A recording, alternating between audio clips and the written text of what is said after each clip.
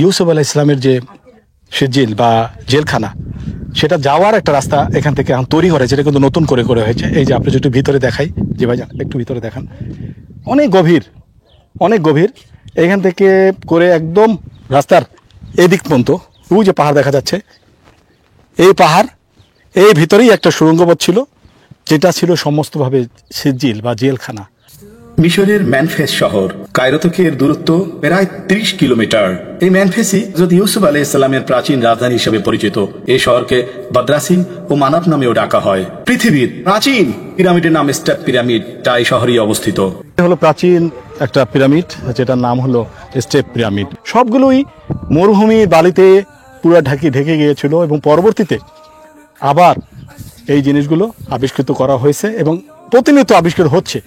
এবার আমরা রাজবন্দীদের যেখানে রাখা হতো, বন্দীদের সেই জায়গায়, এবং সেখানে এখানে অনেকগুলো টম্ব আছে।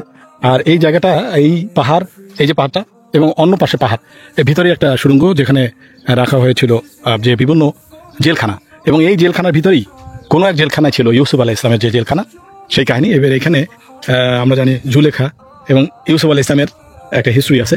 একে একে নিচে যাচ্ছি, অনেক নিচে, গভীর থেকে গভীরে। ঠিক তেমনই আমরা ইতিহাসের গভীর থেকে গভীরেও যাব। এমন একটি কারাগার যেখানে ইউসুফ আলাইহিস সালামের নবী হয়ে গেছিলেন।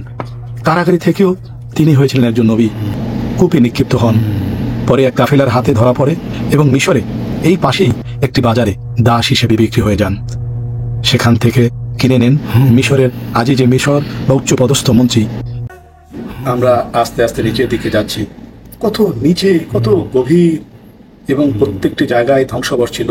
এই সব কিছু একসময় বালির মাঝে আটকা ছিল। পরবর্তীতে আবার তারা এগুলো খোদাই করে আবার নতুন করে রাস্তা তৈরি করছে, এখন আন্ডার কনস্ট্রাকশন। একটু পিছনে ফিরে যাই, এই কারাগারের মাঝেই হযরত ইউসুফ ইসলামকে ফেলা দেওয়া হয়েছিল মিথ্যা অপবাদে। ভাবুন, একটু চিন্তা করুন, অন্ধকার সেলে বসে তিনি রাজার স্বপ্নের তাৎপর্য বলেছিলেন, কিন্তু নিজের মুক্তির জন্য আল্লাহর কাছে কোনো অভিযোগ করেননি। তার ধৈর্য এই স্থানে আজও সবরের স্মৃতিস্তম্ভ নামে পরিচিত। আমরা এক এক করে নিচে যাচ্ছি আর নিচে যাচ্ছি, অনেক নিচে চলে এসেছি। একটু একটু ভয়ও লাগছে, এত গভীরে, এখন আন্ডার কনস্ট্রাকশন।